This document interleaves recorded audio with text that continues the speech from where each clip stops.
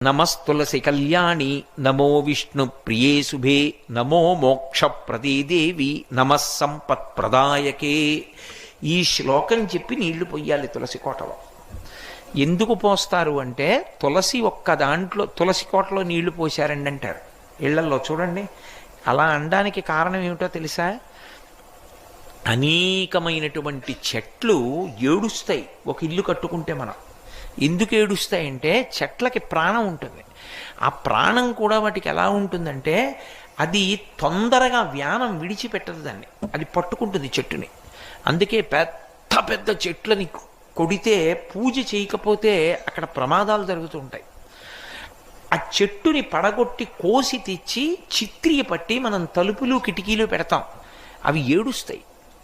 నన్ను ఇలా తీసుకొచ్చి పెట్టాడు, పచ్చగా చెట్టుగా ఉండేదాన్ని నరికి తెచ్చాడని. అవి పడుతున్న బాధ